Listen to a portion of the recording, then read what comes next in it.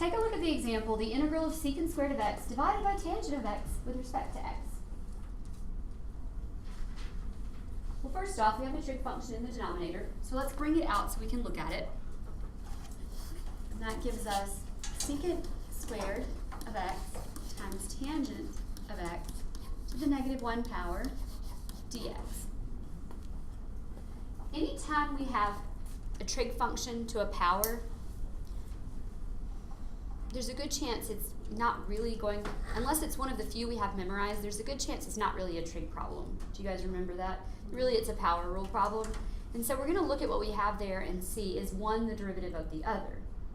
Well, first off, tangent to the negative 1 power is definitely not anybody's derivative. So this is probably the one that's going to stay and be our u.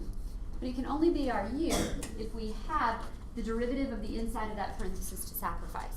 What is the derivative of tangent of x? Secant squared. Which is quite handy, because that means that these two guys together can be my sacrifice. So, I can get that away and that away. And when that integrates, it integrates up to The natural log of tangent. the natural log of the absolute value of tangent of x plus c. Because the negative 1 power goes up to the 0 power, and that's our indication that it's a natural log problem. We should probably check that one. To take the derivative of a natural log, you take the derivative of what's after the log. So what's the derivative of this? Secant squared. Secant squared. Divided by what's after the log. Tangent. What do you know? It works. Good for us, right? Yep. Yeah. Okay. Let's take a look at another algebraic one. We have the integral of x plus 1 divided by x squared plus 2x dx. So I'll pause and let you guys work that for a second. Make sure you can do it on your own. Okay, what'd you guys get? 1/2 the natural log of x squared plus 2x plus c. Okay. So, it does need an absolute value. So let's see what we have here. We have x plus 1, then we have x squared plus 2x, all to the negative 1 power. Remember, you can only bring a denominator up if you bring the whole thing up in a parenthesis and put it to the negative power. Then, the derivative of the inside of this parenthesis is 2x plus 2. So I have the x plus 1 and the dx, so I'm just missing a 2. So I'll put that in, I'll balance it out. These we shall sacrifice to reverse the chain rule, and that will give me 1/2 the natural log of the absolute value of x squared plus 2x plus c. And I do need the absolute value there, because even though this piece right here, when it's squared, will be positive, I don't know about this piece. So we have to But if really you had it written the natural If you log put of the square square root. Yes. If I wrote it this way, I don't necessarily need the absolute value. So either one of those is fine. Is that okay? Mm-hmm. All right. Let's see what else we have. We have the integral of 5 divided by 7 plus 2x dx. What do you say we bring the denominator up to the top and see what we have? Okay. 5 parentheses 7 plus 2x to the negative 1 dx. Can I distribute that 5? Assume so. No. No. You know what they say about assuming. You can't. No, because it's got. Yeah. Because it's got the No. negative I know what they say. You do, don't you? Me too. Exponents. Yeah, it has an exponent. I can't distribute as long as there's an exponent outside the parenthesis. The order of operations says I can't because of PEMDAS. I have to do exponents before I can multiply or divide, but I can't get rid of that negative 1 exponent either. So because of that, I'm stuck in that 5 cannot go into that parenthesis. So what do I need to give away? A 2. A 2.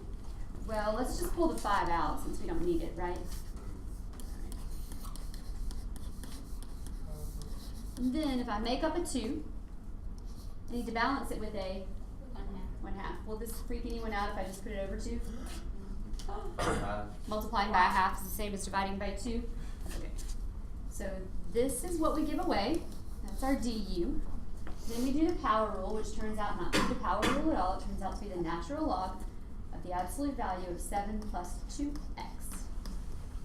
plus c. So there's one answer.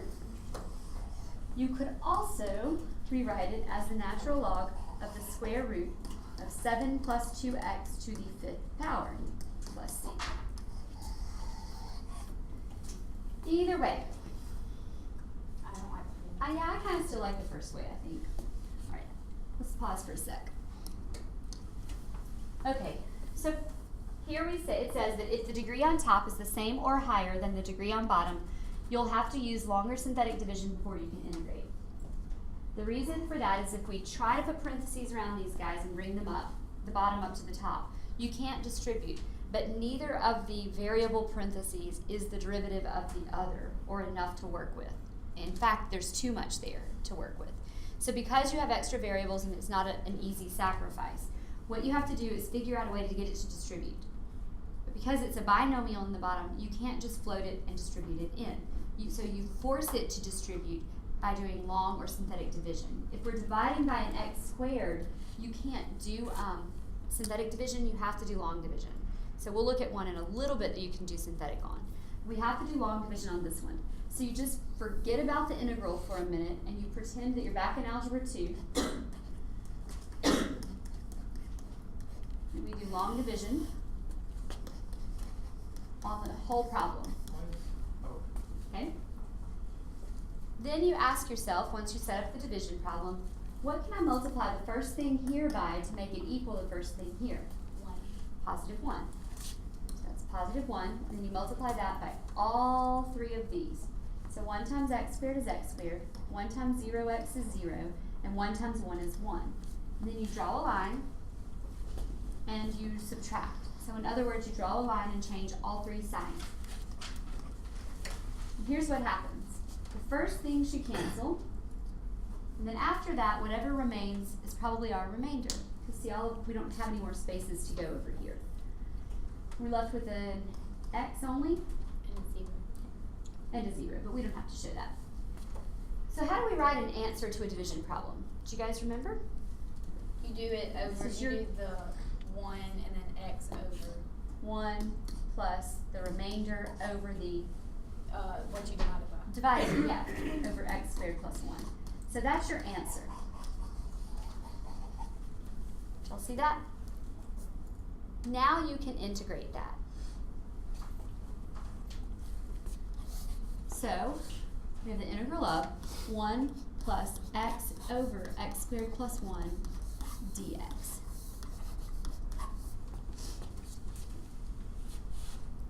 Then,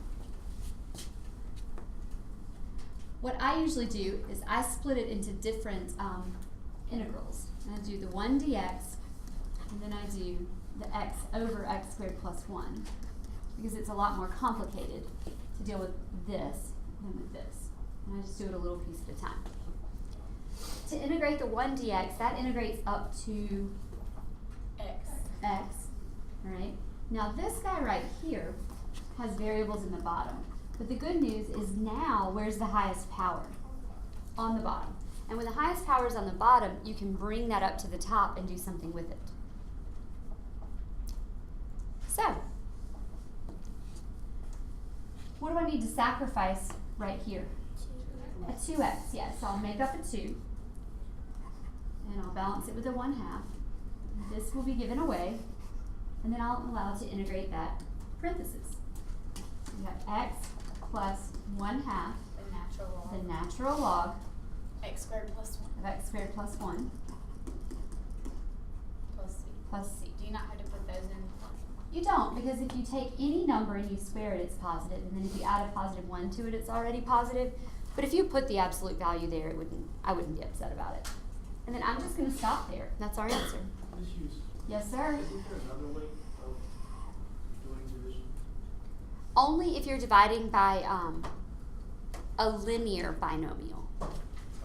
Because it's quadratic, there's no shortcut, but the next one we are, and I'll show you the shortcut. Okay. If you try to check this, here's the problem, you guys. It will only go back to the division. Watch, let me show you. If I check this, the derivative of this is 1 plus 1/2 times 2x over x squared plus 1, which becomes 1 plus x over x squared plus 1.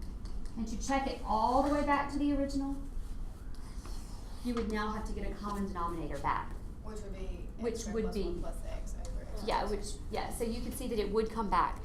So that's what division does, is it splits apart the common denominator and allows you to work with the pieces separately. Kind of brings down its powers, which is kind of interesting. So you don't have to put an absolute value? You don't for that one, because if x right here is, if x is any number, say it's a negative number, but when I square it, what does it do? It becomes a positive, and then if I add a positive 1 to it, it's still positive. But if you're unsure, put them there. Okay, so in this problem we have the integral of x cubed minus 6x minus 20 divided by x plus 5 dx. I know that your first thing, you're tempted to bring that x plus 5 up to the top, but then you'll realize very quickly you can't do anything with it, and that you don't have the proper sacrifice, because all you really need to sacrifice is a 1. But you couldn't distribute because you have it to the negative 1 power. So the way to fix that is to actually do what the problem says. Divide it. When the power is the same on top and bottom or higher on top, just use division. Because we're dividing by x to the 1 plus or minus a number, we can use synthetic division rather than long division. So what we're going to do is review that real quick. What you do is you put in here the number that makes the denominator 0. That's called your synthetic divisor. Then you put the coefficients only of the numerator. So the coefficients of the numerator are 1, 0, negative 6, negative 20. And the 0, you have to leave a spot for every power. So this is the x cubed spots. There were no x squareds. These were the plain x's and these were the constants. Then you skip a line and bring down the first coefficient. You don't do anything with it, you just drop it down. And then you say like negative 5 times 1. Then you multiply the synthetic divisor by this number, you get negative 5, and you write it in the next available space. And then you add them together. Then you do it again. Negative 5 times negative 5 is positive 25. You add them together to get 19. Yuck. Then you multiply the 19 by the negative 5, and that gives you 95. No, negative 95. And then you add those together. And once all of your spaces are full, you're finished with the division, and you can rewrite the problem. X. And you put the x's back by taking 1, does anybody remember? Yes. 1 less than the original highest power. So the first variable that would come up will be 1 x squared minus 5x plus 19. And then the negative 115, isn't that like your And remainder? the negative 115 is your remainder. Yeah, the final number is your remainder. And it goes over the divisor, what you divided by. Okay, so there's our new problem. That is what we actually want to integrate.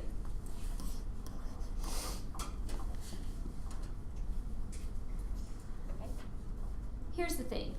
If I didn't have this final term, I could integrate these three by simply doing the power rule to each one of them separately. So the trick is to split it into two separate integrals. The one that doesn't have variables in the bottom, so we'll keep the x squared minus the 5x plus the 19 for one of our integrals. And then for the one that does have variables in the bottom, just make a separate integral so you can work with it.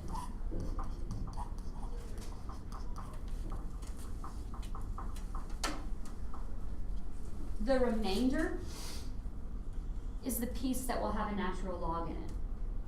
When you have to do division, it's the remainder piece that's going to produce the natural log.